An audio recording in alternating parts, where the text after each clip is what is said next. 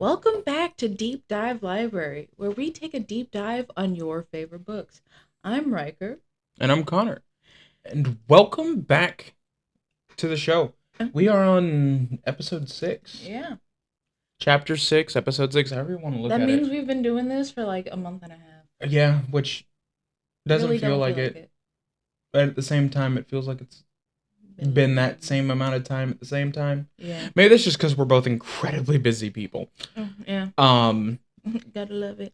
yeah, but before we get into things, let's get the general housekeeping out of the way. Thank you to everybody who has supported us thus far and continues to support us. We are closely reaching that day of having our first guest on. Yeah, just a couple Um, more chapters and yeah, as of this episode going out tomorrow, of the day we're recording this will be out tomorrow. yeah. Um, it'll be 4 weeks, 5 weeks, 5 weeks. 5 weeks. Yeah. So we got to get that figured out. I don't know if we said Who it is? No, no, we haven't said who it is. I don't know if we had previously said what chapter it is, but I'm I'm pretty sure you guys can figure it out. Yeah, it's gonna be a And if good. you can't, It's gonna be a good chapter too. It's gonna be a lot of fun. Um, yeah, working on. We're getting the Spotify up and running. I've got the first 2 episodes, so episode 0 and episode 1 are up on Spotify.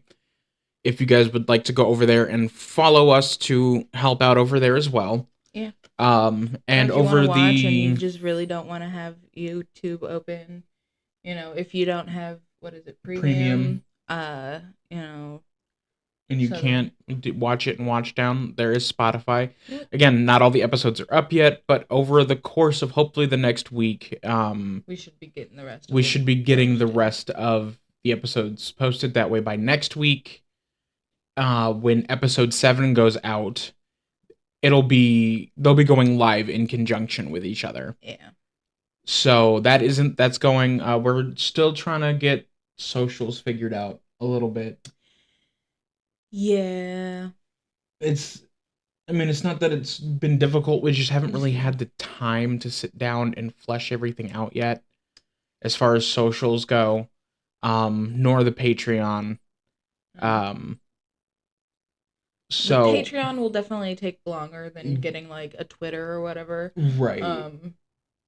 Just because we have to come up with incentives, for different tiers, and names for different tiers. Yeah. Because I know you could just be like tier 1, tier 2, tier 5, whatever. I think it's more fun when they have different names. Yeah. But yeah, no, we have to come up with all of that. So it's gonna take a little longer before that one is out, But that is okay. Yeah, we're getting stuff. We're trying to get stuff planned out for all that. Just we've both been incredibly busy in between recordings, so it's been a little bit of a hassle trying to get all that going. But we promise they are coming. Yeah, they are coming. Hopefully, unfortunately, our days off don't always like align very well. No, and when they do, it's like, well, we have this, and we got to do. We got this. We got to do. We got this. We got to do. So sometimes recordings get pushed off until later in the day, or it's just last minute stuff like that. That was the case with this week, with me having to work an extra couple of days. Yeah. So, but that stuff is coming. We promise. We promise. We promise. We promise. Socials are coming. Patreon will be hopefully before the end of the year. Quite possibly. If nothing else, it'll launch on like the beginning of next year. Just depending on how things go, but hopefully socials will be out soon. Or I think we're gonna do like a TikTok, a Twitter, yeah, and maybe a Facebook group page. Maybe a Facebook group page. We'll see. Depends on what you guys want. But I think that's everything. Thank you for taking your time out of your day to watch episode 6. Yeah. If you guys enjoy the video, please make sure you leave a like. and subscribe and drop a comment down there what your favorite moment from the episode was. Maybe that's this week's question, is what was your favorite moment from the chapter? What's your favorite moment from this week's chapter? I think is a good question. So let's go. I don't even remember what the question for last week was. But... No, we'll have to go back and look. Yeah, I don't think we got any comments on the last video we haven't yet. So it takes a little while, so yeah, we're not in a rush for anything. Yeah. We'll make a compilation of them, maybe do like a little short video answering questions or something. Yeah, let us know if that's something that you want. So, you ready to get into to do a deep dive into chapter 6? Yeah. All right. And it starts with the training center. Yep, they are officially in the training center. The training center is going to be their home for the next week or so before the games. So we're coming right off this is like right off the heels of the opening ceremonies, which again took place like right here on this road. So this can't be the training center, because I would say no, because it's a very tall building in the book. Yeah, so maybe it's like this one above my head here. Maybe like this one here. I don't know if you can see my pencil. I don't know, but also this is the movie, right? So like it doesn't have to be book accurate, right? And often it's not. But I mean, you got to think it's only a 12-story building. No, it's not. I mean, you've got like ground floor. You've got the sub basement where the training center, or like where the actual training area is. And then the 12 floors plus the roof, if you want to count the roof. Right? Something like that. I mean, I know we don't know how like big the training center like the training floor is. And that's true. Yeah.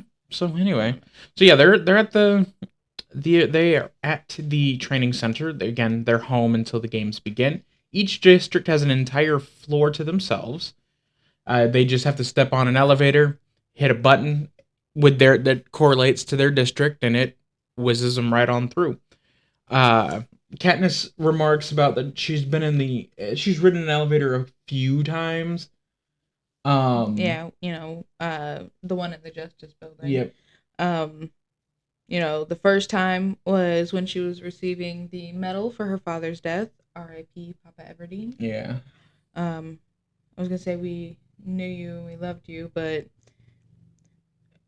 no, we don't. We didn't. We didn't know you. Yeah.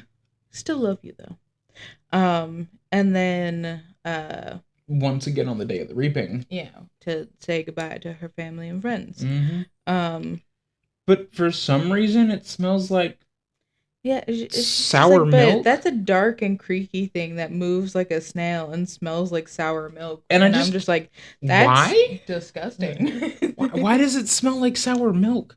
Who spilled milk in the elevator? And never cleaned it up. Like, I know they tell you not to, like, cry over spilled milk, but, like... Clean it up. At least, I would say, at least clean it. You don't have to cry over it, but, like, get a damn washcloth. Mm-hmm. We get a nice description of the elevator being made out of crystal, so that you can watch people on the ground floor shrink into ants as you shoot up into the air. Katniss has a lot of fun on this elevator and is tempted to ask Effie if they can ride it again. And she goes, Effie will probably think that's childish. And I'm like... Well, no, she says, but somehow that seems childish. So even if Effie would have been all about, like, them just riding the elevator up and down a million times, Katniss was like, oh, well, that feels a bit childish, so I'm just gonna... Yeah, but I mean, like, Effie wouldn't have gone for it anyway. She would have been... I don't know. I think Effie might have. She's so prim and proper. Yeah, but she's also a fun person. Sorta.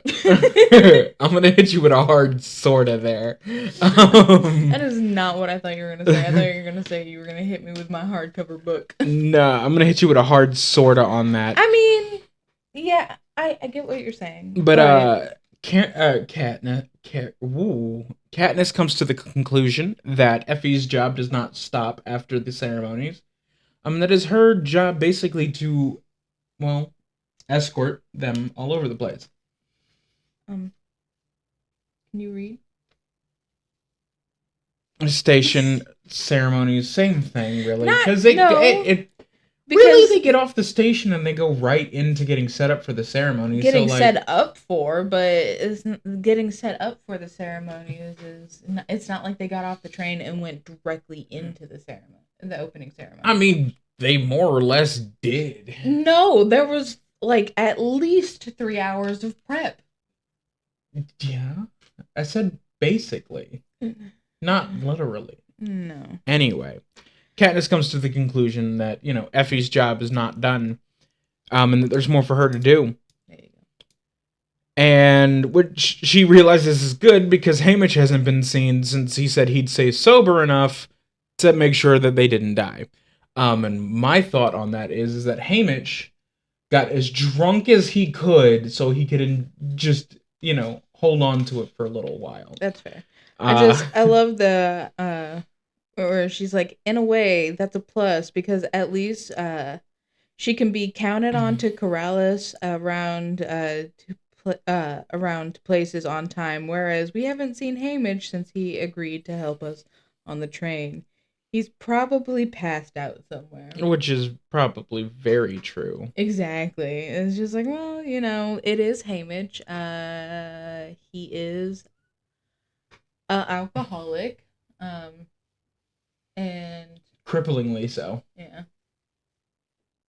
And he doesn't seem to want to not be like dependent on alcohol anymore. I was gonna say not want to be an alcoholic, but even if you stop drinking, if once you're an alcoholic, you're forever an alcoholic. It right. Just depends on whether you were like in the like whether you're sober or not. There we go. Right. That was the. Let's see. So Effie has been very, very, very happy since the ceremonies. Let's see. They're the first team she's ever chaperoned that made a splash at the opening ceremonies, which makes her very happy. And she's been talking to anyone who'll listen. Literally anyone. Yeah. Did you want me to do it? Yeah. Okay. Because your Effie voice is just so good. Thank you. It's from years and years and years of listening to the same person and do that voice over and over and over again. Yeah, but like from this point forward, if there's an Effie line to be said, it has to be you who says it. That's fair. You got to work on your Effie. Oh, I know I can do Effie, and I've done a pretty good Effie. Oh, I didn't say that your Effie was bad. I just said that you got to work on it. Oh yeah, but you have the better Effie, so. I also unfortunately have the higher voice, so that helps. But I also have the better Haymitch.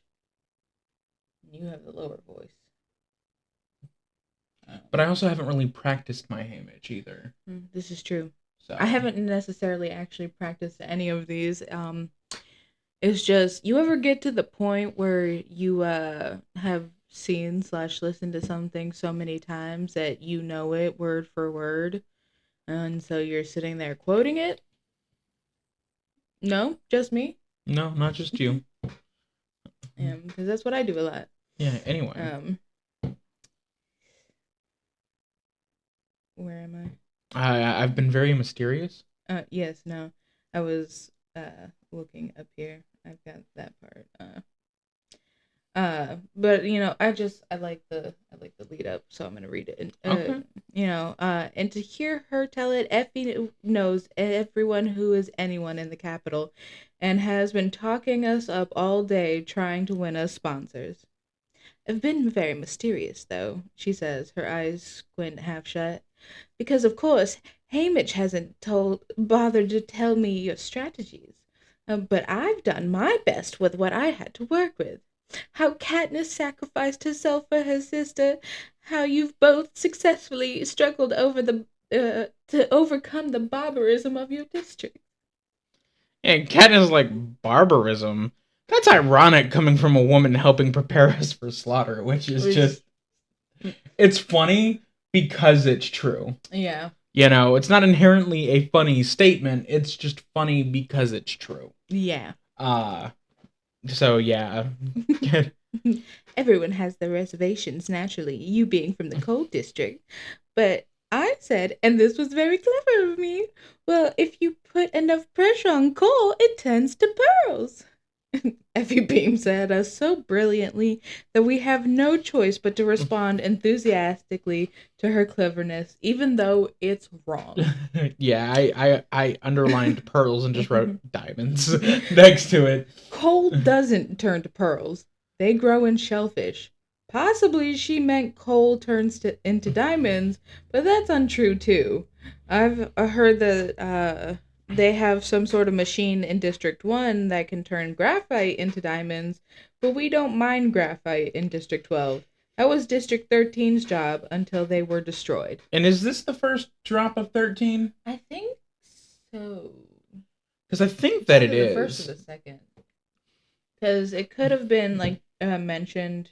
Back in chapter 1, maybe? Or 2. It was early, if it was. It was really early. But if that's not the case, then this is the first mention of District 13, which, again, was destroyed, and you'll find out why. Apparently, their graphite productions were just not good enough, so the Capitol was like, fuck you. Yeah, but if that was the case, you think they would have done that at 12 a long time ago, with as little coal as they've honestly been producing recently. No, because they always meet their coal quotas. Because if they didn't, then the districts would be punished. Well, I want to know how they're still meeting quota if they're like miles underground. Because they just keep digging. Yeah, but no matter how much you just keep digging, it's not gonna make a difference. You're gonna eventually run out. Yeah. I'm surprised they haven't run out like at this point. No, I agree. I don't know. Maybe what they do is they'll just like gather up the coal dust and mix it with a little bit of water or something, and then just like eat this bean. Anyway, so Effie states that she can't seal sponsor deals for you. Only Haymitch can do that. Effie says grimly. No. I'm sorry, we're just going to take a step back because I just love this line of, I wonder if the people she's been plugging us to all day either know or care. Yeah, no, that's just fair. Like, because clearly no one has corrected her on the fact that you cannot put enough pressure on coal to turn it to pearls. Yeah. I like how she's just like, pearls grow in shellfish. Right. But, unfortunately, I can't seal the sponsor deals for you. Only Haymitch can do that, says Effie grimly. But don't worry, I'll get him to the table at gunpoint if necessary. Yeah, which I underlined that and I wrote lol next to it because there's just this image of Effie Trinket, especially from like the movie, holding a gun, just like full on sideways. Get your ass at the table. See, I highlighted that bit, and then above it, I wrote, "I love Effie." Yeah, I love Effie because honestly, like Effie has like some good lines, but like the "I'll get him to table at gunpoint if necessary" is one of my favorite Effie lines. It is hilarious because she seems to be like fairly mild mannered, but then also out of nowhere threatens to hold Haymitch hostage at gunpoint. Yeah, like the idea, like you said, the like image in my head of her holding a gun of any sort just is. I couldn't even see Effie holding like a water pistol, let alone like a Glock 19.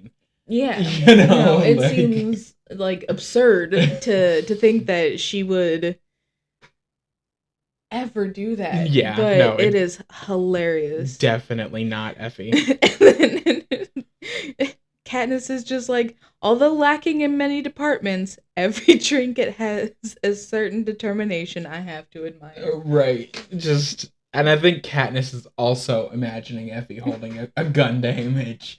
It'd be Um, hilarious. so after that, they are led to their quarters. Let's see here, which are larger than her entire house back home. There are plush. They are plush like the train car, but also have so many automatic gadgets. Katniss isn't even sure she can get through all of them in the very brief period of time. Yeah, which is fair. You know, when I see buttons, I want to press them. Right. And she goes, the shower alone has a panel with more than 100 options you can choose. 100 options you can choose, regulating water temperature, pressure, soap, shampoos, scents, oils, and massaging sponges. When you step out on the mat, heaters come on that blow dry your body.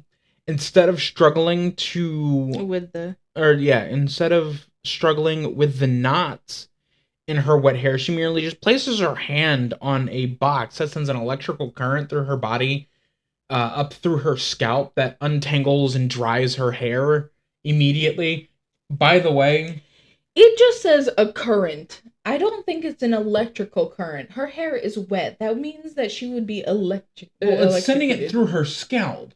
Right. So it would have to be some kind of low electrical current. I mean, maybe. I always figured that it was just like, um, unless they're like, pumping air through her body, which no, would cause an embolism.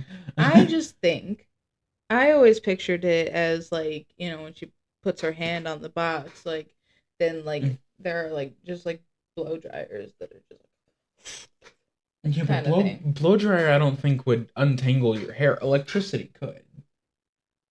Well, it could also Not my hair. no. We'll have to get you a little balloon and just. But I'm not saying one blow dryer, you know, in just like one spot. I just figured it was like a lot of like little blow dryers that are like. Mm-hmm. I mean, could be. I always imagined like some like very just a current strong enough to like move your hair, like a very very light current. I feel like that would still tangle my hair. I mean, but also it blow dries her hair in the process. Yeah, I don't know then. Yeah, you know, she's like, I merely placed my hand on a box that sends a current through my scalp, untangling, parting, and drying my hair almost instantly. It floats down around my shoulders in a glossy curtain. It could still be electricity. Electricity can evaporate water. I don't know. That's a Suzanne Collins question. Suzanne, answer the question. Put it in the comments. How does that box work? Like, because we're spending a lot of time trying to figure this out. More than I thought we would. Yeah. But I wrote that I wanted one. Oh, yeah, same. Because, God, that'd be nice. Yeah. I realize that I don't have a lot of hair, but it does still get tangly, especially up towards the back where I mostly sleep on it. Excuse me. This next section has she programs the closets for outfits to her taste, which like who wouldn't if you could program a closet. The windows on her room zoom in on parts of the city on her command, which sound awesome, by the way. Mm-hmm. And the thing that really got me thinking here is you need only whisper a type of food from a gigantic menu into a mouthpiece. It appears hot and steamy before you in less than a minute. This got me thinking. Mm-hmm. And I don't know if you're thinking what I'm thinking.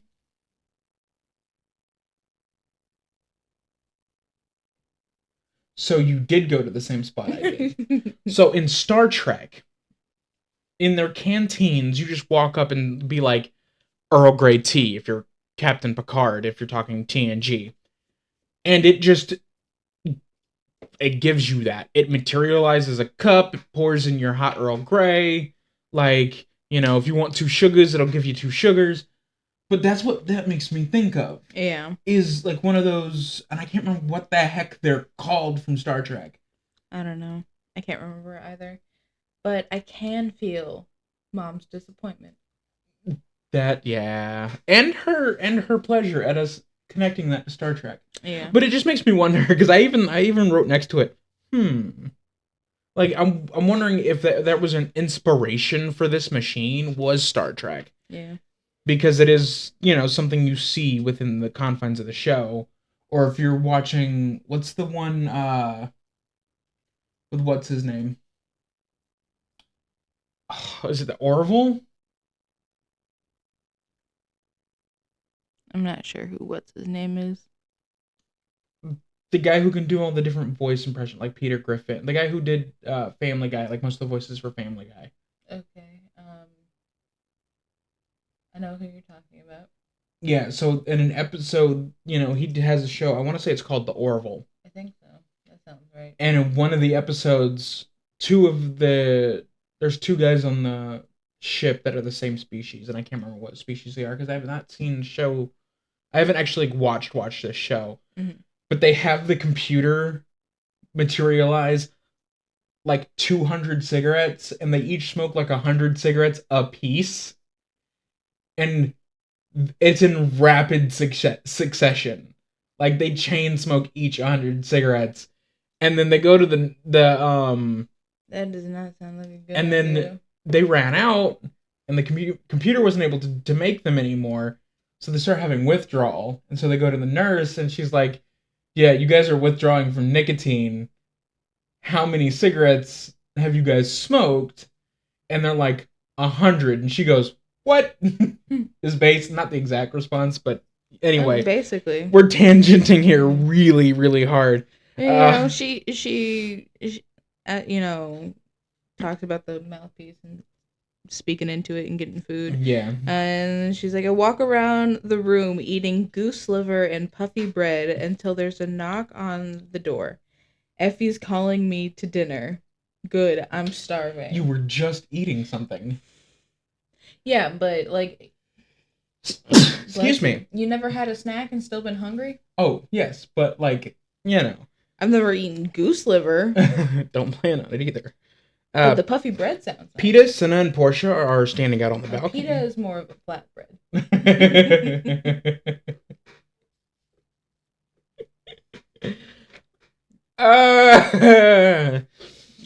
I'm proud of that. That was so stupid.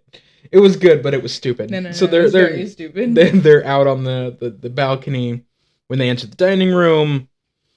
And Katniss is happy to see the stylists because they are very professional and posh almost. That she's sure that and posh almost.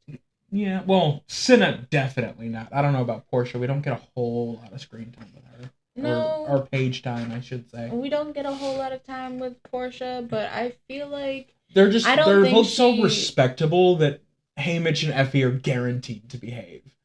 I think of Portia as kind of like just the female version of Senna, really. Right, that's fair.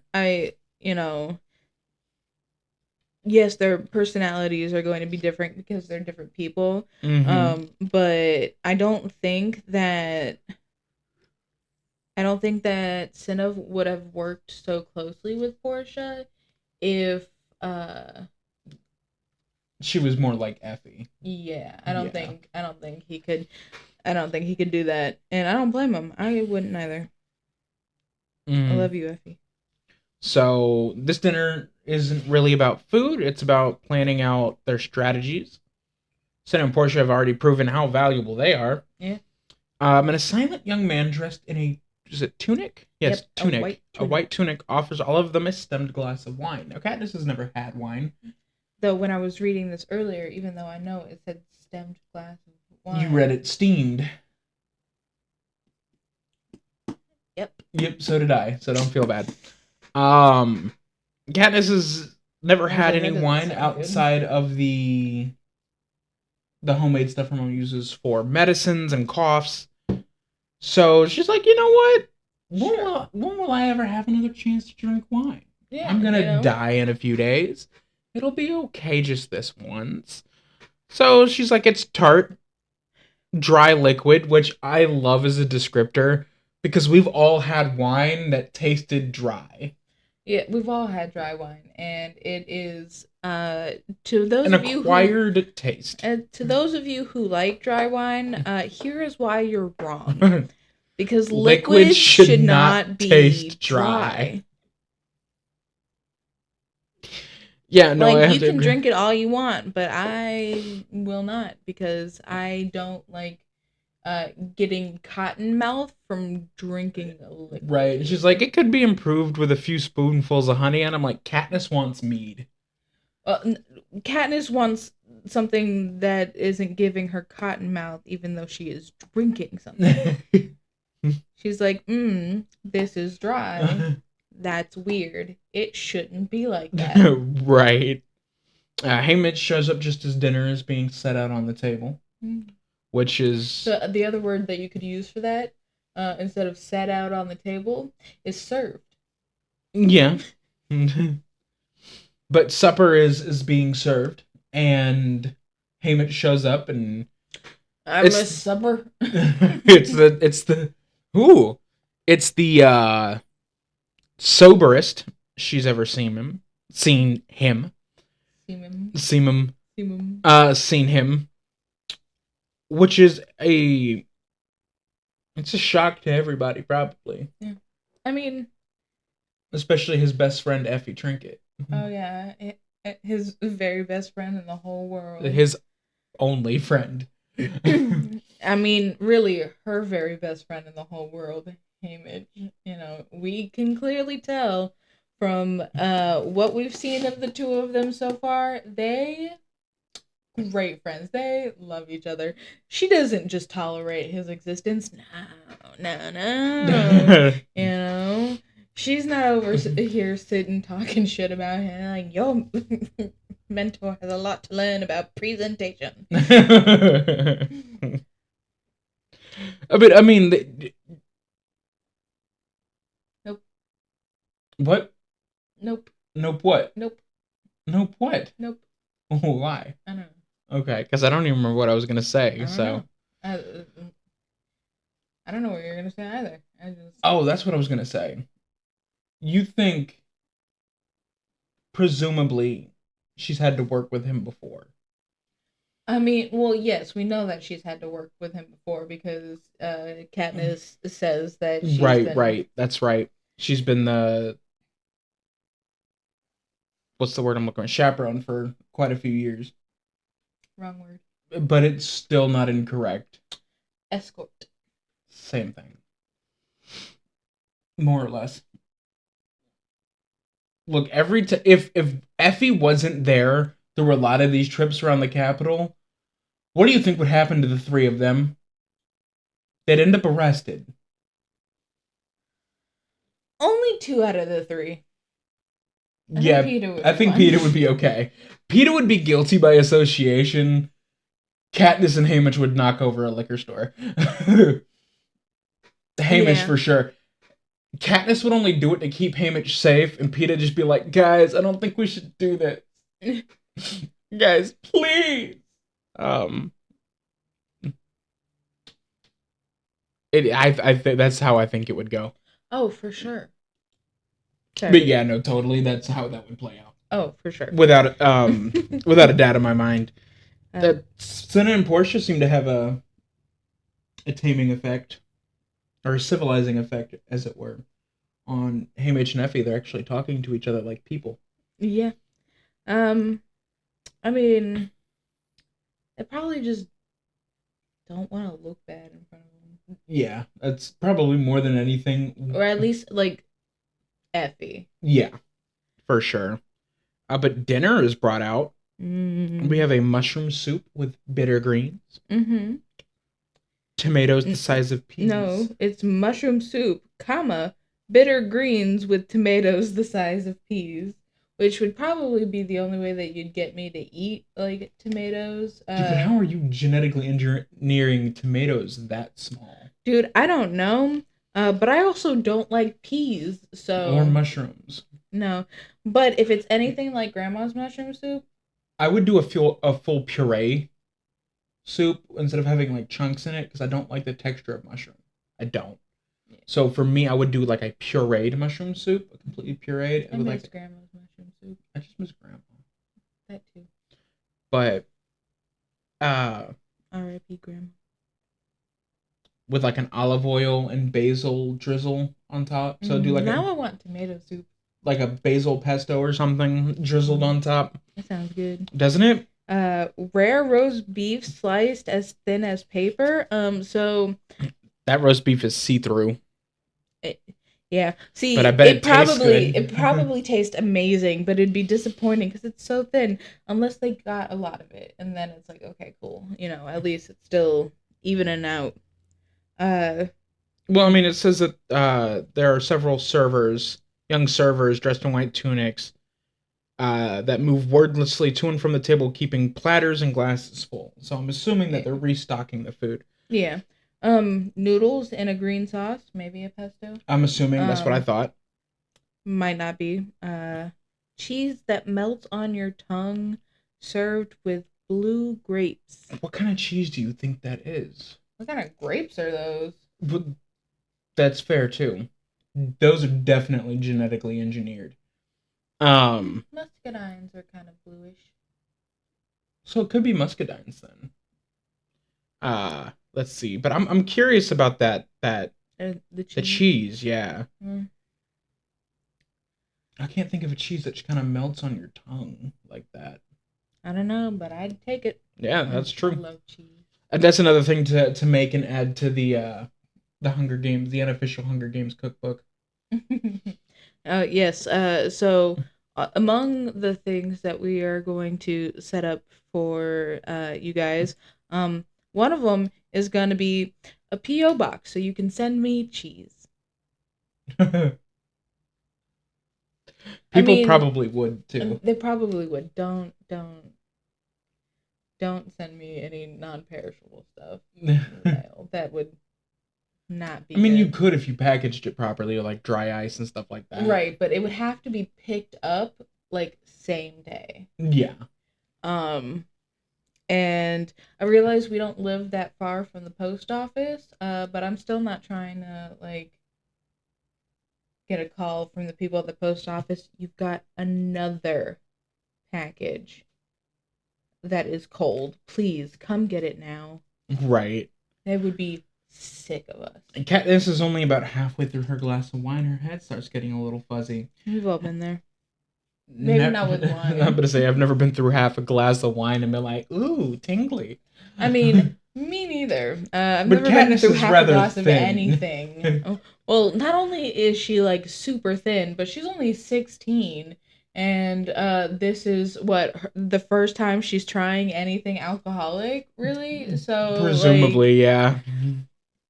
it's not like that, and the fact that she's female, her being a lightweight, not surprising. Mm-hmm. She's like, Katniss is like, I'm changing to water. And hopefully this doesn't last long. I don't know how Haymitch walks around like this all the time. Um, uh, She tries to focus on the talk, which is turned to the interview costumes, which are incredible as always, but that isn't until next chapter, I don't think. nope. Or is it 2 chapters? Because next chapter would be the first time they're in the training center, so it'd be 2 chapters. It'd be 2 chapters. Which is weird to think that all these happen kind of in the same day or within like 24 to 48 hours. Like things kind of happen real quick up until we get into the arena. Well, like there's I think 3 days of training, and then the interviews. And then the interviews are the night before they go into the arena. Yeah, so they're not there. They're not in the capital a long time. About a week. So that's yeah. Um, Somebody brings out a cake. We all love cake. They light it on fire and it blazes up and the flames flicker around the edges a while until they finally go out. And Katniss has a moment of doubt. What makes it burn? Is it alcohol? She says, looking up at a girl. That's the last thing I want. Oh, I know you.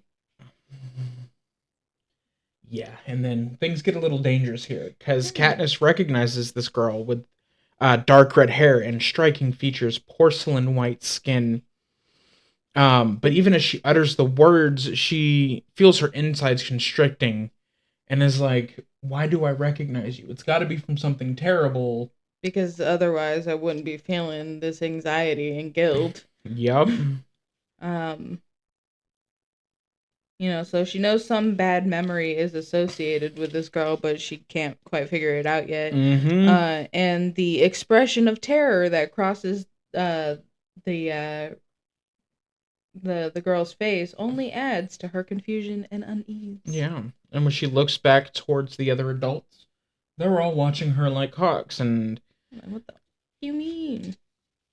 This is where we get the name drop for Avoxes. Yeah. And what Don't they be are. ridiculous, Katniss. How could you possibly know an Avox? The very thought. What's an Avox? Katniss asks stupidly. Someone who committed a crime. They cut out her tongue so she can't speak. She's probably a traitor of some sort. Not likely you'd know her. And then Effie's like, even if you did know her, you're not to speak to one of them unless you're giving them an order. Of course you don't really know her. And then Peeta jumps in and saves Katniss's ass. Yeah. Deli Cartwright. Which, this is like one of the meanest descriptions of any character in this book. Peeta's over here like, Deli Cartwright, that's who it is. I kept thinking she looked familiar as well. Then I realized she's a dead ringer for Deli. And then Katniss thinks to herself, Deli Cartwright is a pasty-faced, lumpy girl with yellowish hair who looks about as much as our server as a beetle does a butterfly, which is so incredibly mean. It's so mean. And then she's like, she may also be the friendliest person on the planet. She smiles constantly at everybody in school, even me. I have never seen the girl with the red hair smile, but I jump on Peeta's suggestion gratefully because she's like, yeah, cool, that one. Yeah, we'll go with that. Yeah, I was but like, what made Peeta think Deli Cartwright like off rip? Was it just the first name that came to his mind? He's like, well, we're going with this one, I guess. Probably. Because, I mean, that is how it plays out sometimes. Yeah, I was like, of course, that's who I was thinking of. It must be the hair. And there's something about the eyes, too. Oh, well, if that's all it is, says Senna. Yes, the cake has spirits, but all of the alcohol has burned off. Have you had some? No. I wish. No, it's not that bad. Don't worry about it. I ordered it specifically in honor of your fiery debut. Yeah. So they eat some cake.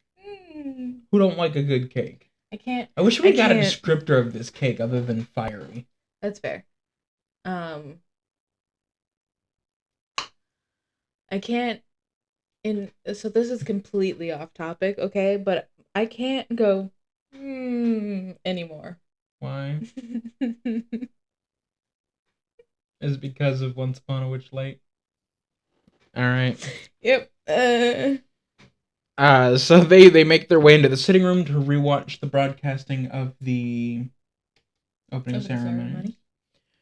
To where they see everybody, and they're like, people, this person looks great, and this person looks great. And none of them hold a candle to us. Yeah. None of them can hold a candle to us. Even our own party lets out an ah as they show us coming out of the remake center. Hamish is wondering whose idea it was to have them hold hands. It was Cinna's idea that this says Peeta. No, it says Portia. Yeah, I saw the P and the A in my brain auto-corrected to Peeta. And just the perfect touch of rebellion, Hamish says. Very nice. I'm just dyslexic, so. Anyway. And I think that's in a super important line there, that just the perfect touch of rebellion. Yeah. Because even Katniss had to stop and go, wait, what? And she's like, well, everyone else was standing there rigidly, like they don't care about their fellow tribute, their possible friend, that came with them from their district. But yet, we're It's standing like, there hand in hand, more like friends than enemies. yeah. She says that, they're standing there, not touching each other, acknowledging each other's existence, as if the games had already begun. Mm-hmm. So tomorrow's the first day of training. Ooh. They have to meet Haymitch for breakfast, Mm. so he can tell them what the plan is. But he tells them to basically bugger off. It's time for the adults to talk. He would never use that word. Bugger? Mm-hmm. I could see him doing it. No. I could. You don't know Haymitch as well as I do. I think he would. If he was drunk enough, he might say it ironically. I don't even feel like he would say it then. No, But anyway. So, Peeta and Katniss, they walk off towards their rooms. And when they get to Katniss's room, Peeta is kind of like, you like jazz? I hate you. No, he's like, so, Deli Cartwright, imagine finding her lookalike here. I just I bracketed that and I'm like, lol. So, obviously, Peeta wants to know why Katniss recognizes this Avox girl. Yeah. And Katniss is like, don't you think, it might be a little too public? And Peeta's like, I got just the place. You ever been up to the roof?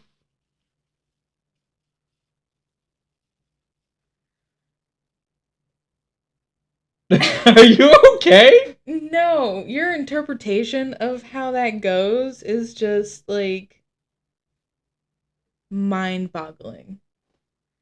I calls it as I sees it, dog. I mean, it's not technically wrong, but it also, she's not like, man, it's too public. Like, we can't talk here. She was just like, because she would never talk like that. No. So, wow, your Katniss impression needs a lot of work. I wasn't trying to do a Katniss impression. No shit, Sherlock. Anyway, so Peeta's like, you ever been to the roof? And Katniss is like, there's a roof? I think that's interesting, because it's like, why does District 12 have the penthouse?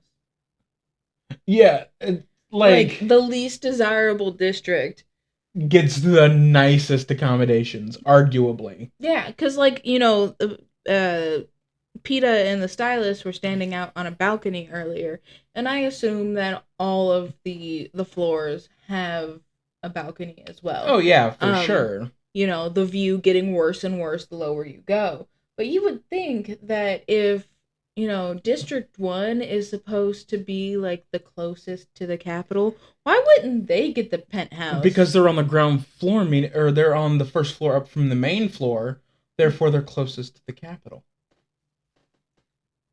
But they get the worst view. Oh yeah, no, for sure. They like, the rest of their accommodations are probably, the same or better, but they get the roof. And that's nice. And excuse me. Unless all the tributes have access to the roof. I want to say no, because it doesn't make any sense logically. Because they would have to, because they have direct access to the roof via their tribute floor. Right. But there isn't another mention of like another way to get up onto the roof. But I'm assuming there is, and this is why I say that I assume that there is. Because, and they go into explain here in a second, this will work. There's flora and fauna, there's plants and stuff out there. Yeah. There's a nice little garden out there. Mm-hmm. Somebody's got to go up there and take care of it, weed it and Right. stuff. And I doubt that you've got Avoxes just cutting through, the District 12 But why not when floor. it's empty most of the year? I mean, through most of the year, So, yeah, but you're not gonna just leave plants to suffer for a week while someone's living there.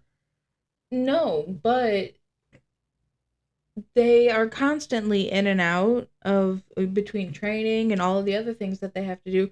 They're constantly in and out of their rooms. Yeah, So all of that, all of the tending that goes on for the plants can be done while they're not in the room, yeah. I'm just saying, or by the avoxes that are in their penthouse. I'm just saying that there's a possibility for a service elevator or service door. I mean, there is a possibility for it. I just, we didn't. I realize that Katniss is an unreliable narrator,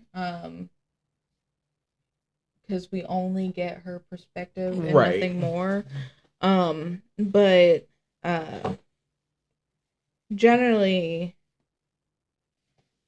when it comes to like even little details like that, I feel like they're like pointed out, mentioned. No, I get you. I get you. I'm just saying there's a possibility. Yes, there's a possibility. But even if there is a service elevator, that doesn't mean that the other districts would have access to it. No. And also, I don't think that the other districts would have access to it, because then they would not be allowed on the roof without some sort of guard. Either Avoxes or someone from their team or whatever. Mm-hmm. Because what's to stop them from going into like District 12's penthouse and like killing them all in their sleep? That, or if like District 12 is out there and District 5 comes up, what's to stop them from fighting? So I doubt that the other districts have access to the roof. So with all of that, it still begs to question why District 12 gets the roof. You would think that with them being the like grossest, most least desirable district, that that they would put them on the lowest floor and one on the highest floor, so they get the penthouse apartment. Well, maybe they're giving it to them because they are the lowest. They are the dirtiest, least desirable district. They want them to feel just as important as everybody else before they go to get murdered. Yeah, but I don't think, like, unless they're like doing a whole lot of magic, which we don't really see. I would think that they're not really doing anything special to make these District 12 tributes feel like they are just as important as the rest of the districts. And also with like the abuse and the like lack of food and all of that, I feel like it doesn't matter what the capital does while the tributes are in the capital before they go after their games. They're not going to convince any of them that they are uh like important as the rest. And it's not like we see anything from the tribute apartments in the training center. Yeah. So hell, we don't even see anything from training. The training is secret. That's why they give the training scores. So we don't see anything from the training center. So who's to say that they're not just absolutely abusing these tributes? That's fair. Anyway, let's get back into actually what we're here for. Yay, tangents. Let's see here. Katniss is curious as to why Arpita had asked Cinna why they let people up there. Weren't they worried that some of the tributes might decide to, jump right on over? And Katniss is like, well, what did he say? And Peeta's like, they can't. And Peeta puts his hand up and pushes it out towards like the outside, edge of the building, and it bounces off a force field. So anything just kind of gets thrown back. Yeah. Which I do is love interesting. before that, she's when they step out onto the roof, she's like the Capitol twinkles like a vast field of Oh fireflies. yeah, I And completely missed that part. yeah. I mean, And I highlighted or I bracketed it at least, yeah. because I did like that descriptor, but we kind It's of just moved over it a little. yeah, got the rabbit hole and all that. Yeah. I just she might hate the Capitol, but twice now she's mentioned just like how beautiful of a place it is. Mm-hmm. Um, and that's one thing that I don't like about the movie version of the Capitol is this It looks not like pretty. downtown Orlando. Yeah, just about. But Mhm. even downtown Orlando has more color than this.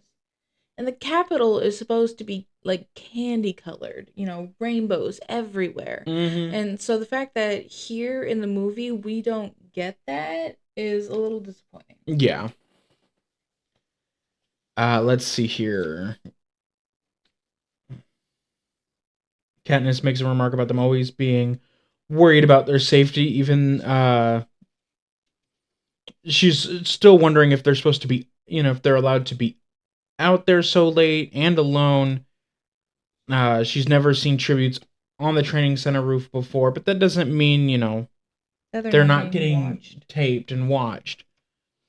Um, which she, even asks Peeta, do you think we're being watched right now? And Pete is like, maybe. Come see the garden. So just on the other side of the dome, or not just, but like on the other side of this like dome, almost terrarium esque kind of thing, because it's quite warmer in there than it is outside, as we'll see in just a minute.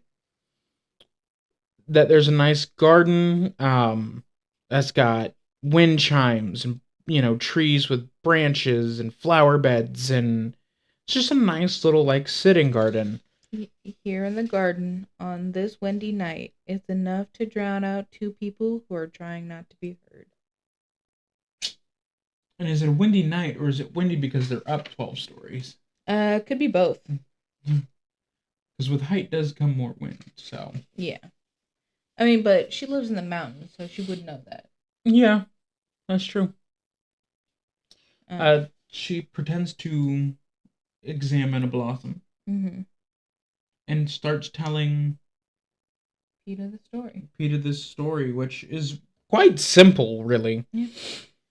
She's like, we were out hunting in the woods one day, hidden, waiting for game. You and your father? No, my friend Gail. Suddenly, all of the birds stopped singing at once, except one, as if it was giving a warning call. And then we saw her. I'm sure it was the same girl. A boy was with her. Their clothes were tattered. They had dark circles under their eyes from no sleep. They were running as if their lives depended on it. And it's like, that's because it did, you know. Mm-hmm. They Um, were, in fact, running for their life. yeah. For a moment, I'm silent as I remember the sight of the strange pair, clearly not from District 12, fleeing through the woods, immobilized us. Uh, Later, we wondered if we could have helped them escape. Perhaps we might have concealed them, perhaps we might have concealed them if we moved quickly. Gail and I were taken by surprise, yes, but we're both hunters. We know how animals look at bay. And it's like, Yeah. um, we knew the pair were in trouble as soon as we saw them, but we only watched. Which is like It's understandable. I mean, like, Yeah. you're out in the woods hunting. All of a sudden, off in a clearing, you see two people hauling ass into the clearing, running for their life. You hear all the birds around you stop except for one, and then out of nowhere, boom, hovercraft. Yeah. Like, at this point, Katniss knows not about the capital hovercrafts and what they're capable of doing, and that they have these, what I'm assuming is something kind of like along the Iron Man spectrum with like retro reflective panels to, you know, I don't know. make your ship disappear. They call it a cloaking device in the books, but whatever. I mean, yeah. Yeah. But still, it's like, like Chicken Little, whatever. Yeah. Like it just, Katniss has never seen this. Katniss does not know what's going on. She's just as confused as anyone would be in this situation. So the fact that her and Gale weren't able to just immediately, what do you need? And be there is understandable. Yeah. She feels guilty Excuse for me. it. Um She's like, the hovercraft appeared out of nowhere, I continued to Peta. I mean, one moment the sky was empty, and the next there it was. It didn't make a sound, but they saw it. A net dropped on the girl and carried her up, fast, so fast, like an elevator. They shot some sort of spear through the boy. It was attached to a cable, and they hauled him up as well. But I'm certain he was dead. We heard the girl scream once. The boy's name, I think. Then it was gone. The hovercraft vanished into thin air, and the birds began to sing again, as if nothing had happened. Did they see you? Peeta asked. I don't know. We were under a shelf of rock, I replied. But I do know. There was a moment after the bird call, but before the hovercraft, where the girl had seen us, had locked eyes with me and called out for help, but neither Gale or I responded. You're shivering, says Peeta. The wind and the story have blown all the warmth from my body. The girl's scream, had it been her last? which is terrifying to think about. Oh yeah, but like, and I think it's understandable that Katniss is like feeling guilt, and felt guilt then about what happened to Oh, the for boy and the sure. girl. But also like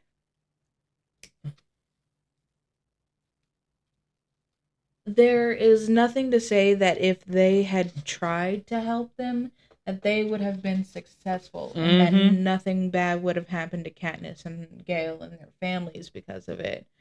Um, so I I get her wanting to help them, Mm-hmm. and I applaud her for that. Because not everybody would have wanted to help. Right. But I think I think it's probably best for her and their families that they didn't try to help Mm-hmm. because we don't know what would have happened to them otherwise. Right. So Peeta asks Katniss if they were from the capital. Katniss goes, I think so, yeah. They were dressed, they look like they were from here. They had that capital look about them. Yeah. Um and he asked where do you suppose they were going? Katniss is like, I don't know. I did say, I say, District 12 is pretty much the end of the line. Beyond us, there's only the wilderness. If don't count the ruins of District 13 that still smolder from the toxic bombs. They show it on television occasionally, just to remind us, or why they would leave here. That quotations. So Yeah, what's being said? Or why would they leave here? you know, um, Haymitch called the Avoxes traitors. Against what? It could only be the capital. But they had everything here. No cause to rebel. mm-hmm. I'd leave here. Peeta blurts out. Then he looked around nervously. It was loud enough to hear above the chimes. He laughed. I'd go home if they let me, but you have to admit the food's Food's prime. prime.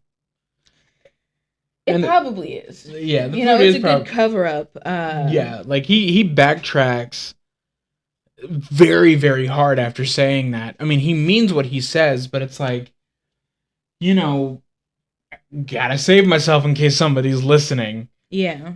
You know, get into the outside world or anyone listening, it would just sound like the words of a scared tribute. Yeah.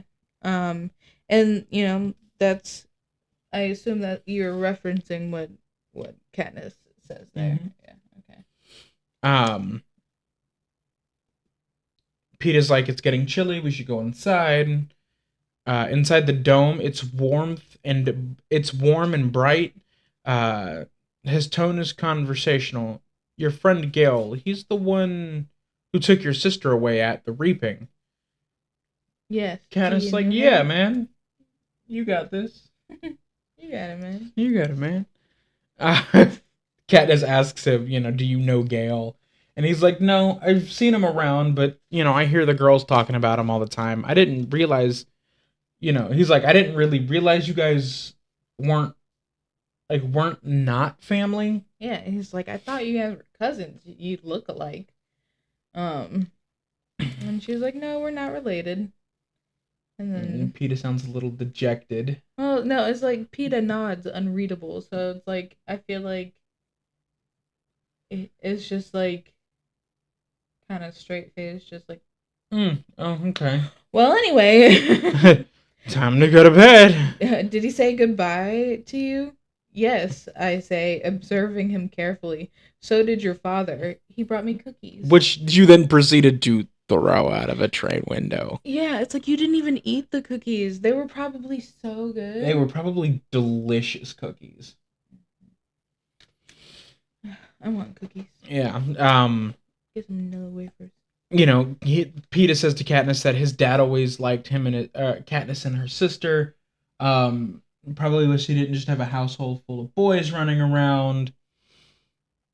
And Katniss is like, the idea that I might ever be discussed around the dinner table at the bakery fire or just in passing in Peeta's house gives me a start. It must have been when the mother was out of the room. Because we all know that, and let's say together, Peeta's mom is a bitch. He knew your mother when they were kids, Peeta says. And that's super important. Super important. Not now. Not to Katniss, though, because she's just like, another surprise, probably true. Oh, yes, she grew up in town, I say. It seems impolite to say that she never mentioned the baker except to compliment his bread. Yeah, it's not super important to Katniss, but it's super important to the overarching story as we get into the later books. So we'll get there when we get there. In this book. Huh? I said, or get later in this book. Yeah. But that it does come back around. That's why we're pointing it out the way we are. And they make it to her door, and she gives him his jacket back, and is like, "See you in the morning." Then he's like, "See you," and walks off down the hall. Mm-hmm. Nighty night for the District 12 tributes. Yeah, Katniss heads back into her room where she sees the redheaded Avox girl. Collecting the unitard and boots from where she had left them on the floor. And Katniss is like, I want to apologize, but I don't really know how to go about doing this.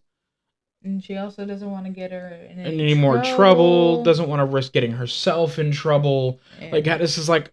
and like, because Effie told her that the only way she's going to be talking to one of them is to give them orders. Yeah. So she's just like, what? And so she thinks about it for what I mean, it doesn't say this specifically, but I assume she thinks about it for just a split second. She's like, oh, sorry, I said. I was supposed to get those back to Cinna. I'm sorry, can you take them to him?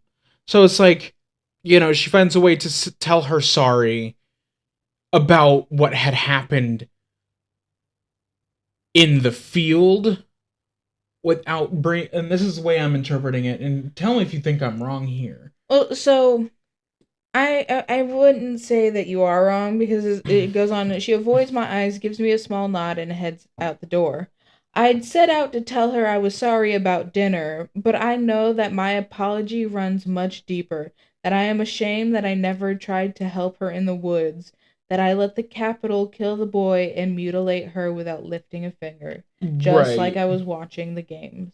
Right, but I think that this was the only way in such a short moment she could really figure out how to do it with still giving an order and still, eliminating that risk of trouble. Yeah. So really, she didn't give the redheaded Avox an order. She asked if she could return them to Yes, the she asked her. yeah, and she didn't go.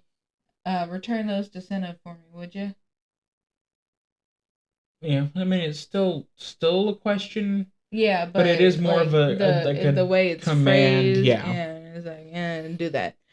the would you is like a you don't really have a choice. Do Yeah, this. Yeah. yeah. Um, but I don't think that with what we've seen of Katniss in her life, I don't think she would ever be comfortable with just giving someone an order like that. No. Um, Katniss takes her boots off and climbs into bed, she's like, still cold and shivering. sorry. It's not an episode if you don't smack your mic. This is true, but I think this is the first time I've done it with my glasses. It's definitely the first time this episode. No, I tapped it a little earlier, Oh, and I did you? kept I missed hitting that. this when I'm trying to grab my drink. I missed Um, that. She goes, perhaps the girl doesn't even remember me, but I know she does. You don't forget the face of a person who was your last hope. I pull the covers up over my head as if it will protect me from the red-headed girl who can't speak, but I can feel her eyes staring at me, piercing through the walls and doors and bedding. I I wonder wonder if if she'll she'll enjoy enjoy watching watching me me die. die. And that is the end of chapter 6. Yep. Again, There's there's not a lot that goes on in this chapter. no, but I think it's a good chapter. I like getting the story with the Avox girl. Yeah, and it's more world building, which a lot of times in a lot of these kind of stories, the world building is done by this point. You know, Yeah. you just like you get the world is set, the characters, blah blah blah blah blah. It's time for things to start progressing, but there like you get chapters like chapter 6 where it takes a step back from that and still continues to build on the world and to build on the story itself in such a nice way. Yeah. you And so know we're still very much moving forward while also taking a look backwards. right. So we're not moving back, we're not stagnant. We are still progressing in the Yeah, because story. there was some talk about what'll happen in the next coming days and things like that, but overall this is a slower chapter as it were, with them just kind of sitting around talking about dinner, the confusing a redhead for a blonde, like things you do on a daily Mm, basis. I'm sorry. I have to go back to that. Deli cart, right? And I can hear it in my head. Where is it? Yeah. Deli Cartwright is a pasty faced, lumpy girl with yellowish hair who looks as much like our server as a beetle does a butterfly. It's so It's like, mean.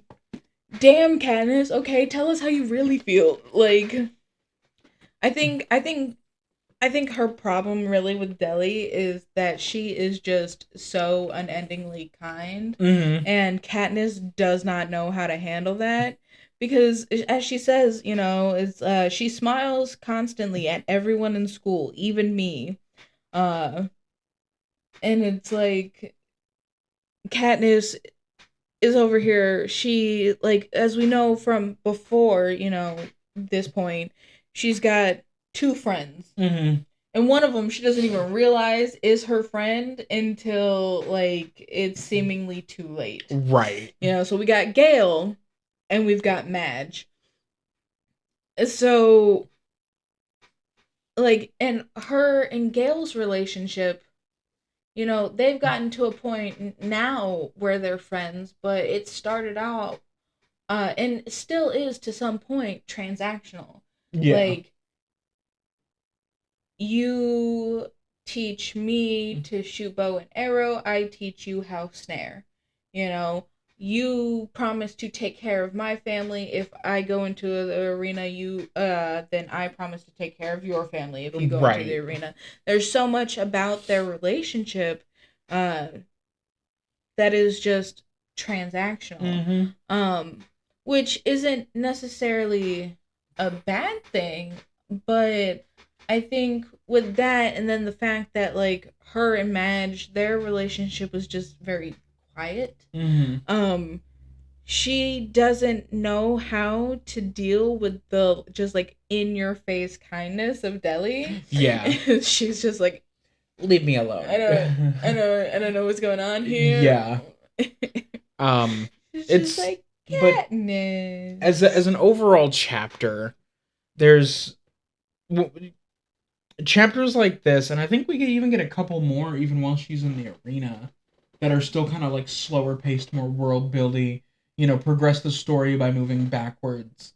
Yeah, Like when they're in the cave. we definitely get moments with Katniss where we like look back in her life. And I think that like chapters like this are super important to any good story because it helps push the story forward without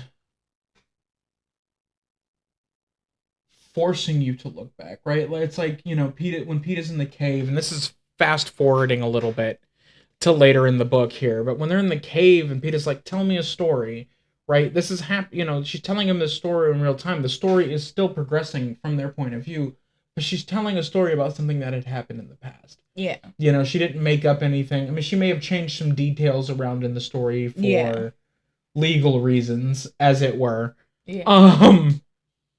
But it's a really nice way to progress the story without it's like instead of, oh, I was sitting here and suddenly I started to remember this time when I got Prim's goat, right? There it's not a Or pointless whatever. flashback. Yeah, but and also like it's not just like a flashback for the sake of the audience. It's also like benefiting PETA. She is telling the story to PETA. Mm-hmm. So like And I it agree benefits with the audience within the book itself. right. Like the audience watching the games. Right. And and with this, it's again, she is telling PETA something that has happened to her, something that she's witnessed, that but is also at the same time telling the audience, us, about it for the first time as well. Sorry, I just saw my note here again about why did 12 get the penthouse? Yeah, it's still a good question. Yeah, it doesn't make any sense to me. Um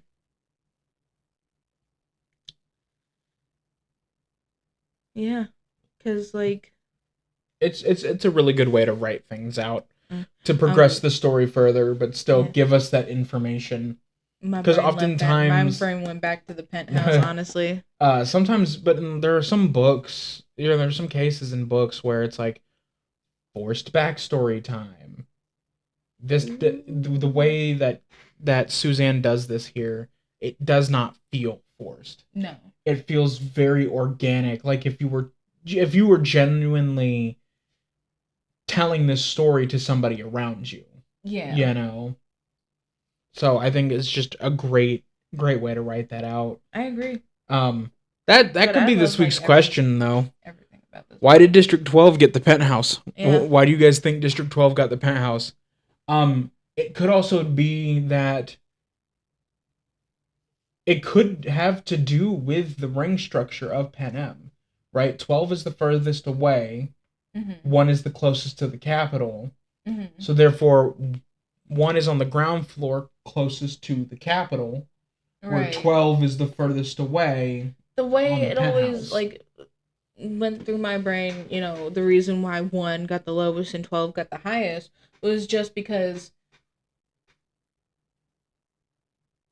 floors for buildings, they don't work in reverse. They don't start with the largest number and then move up to the the smallest number, No. you know. So like it very well like fits into like how we have buildings. If we're having a building with 12 floors, floor 1 is going to be the lowest and floor 12 is going to be the highest. You know, that's just how that works. Oh, for sure.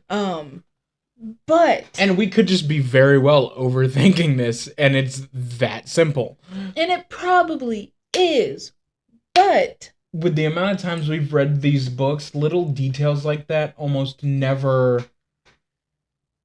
Details like that almost are almost never as simple as that's just how numbers work, so that's why we're doing it that way. Exactly. So it's like, I feel like if it very well could just be that, because if there is another reason, it's not addressed. No, but it could also be a foreshadow to the end of the games. Right? 12's on top. Oh my god, what if it's an overarching plot? Maybe we'll talk about that. you're going the same place I am, aren't you? And there are spoilers that we're not gonna do on camera. Yeah, so. no, because what I just said linked to something else in a later book. Yeah. That is mega spoilery, so we're not gonna go over that on camera. Nope, not right now. Maybe we'll circle back to it if we remember. If we remember by the time we get there, and if we don't, they'll probably remind us. Yeah. There's always that possibility. Definitely remind us if it's something that you want us to talk about on camera once we get, further into the series. Yeah. Because the theories that are running through my brain right now are crazy. Especially when I said what I said. It just started linking things to my in here. Yeah. But anyway, thank you guys so much for watching. I know this was a bit of a hectic episode. Yeah, a lot of tangents and rabbit holes and things like that. But I mean, just tell me, why do they have the top floor? It doesn't make sense. As always. I mean, because I'm sorry, but you think about it, people pay more to have those like top floor like rooms, top floor apartments. They pay more for that. Those are the coveted ones. So why does the least desirable district get it? Maybe that's why. Maybe honestly that's why. What's why? District 12 is the poorest district. That is the only way they'd ever be able to live that type of luxury is in the training center. But why would the capital care enough to give them even that level they don't, of luxury? No, it's not even that they care. It's not that they care. It's meant to be a slap in the face. That's true. It's meant because we know... that's spoilery. I can't say that on camera. So... we're going to continue to talk about this off camera, but we are going to set you guys free, And maybe we'll record this conversation, and then later on down the line can put it out as a bonus episode when we get to that point in the series. Yeah, we can do that. But for now, thank you so much for joining us for this episode. Please remember to renew your books on the way out. And we'll see you next week. Bye-bye. Bye.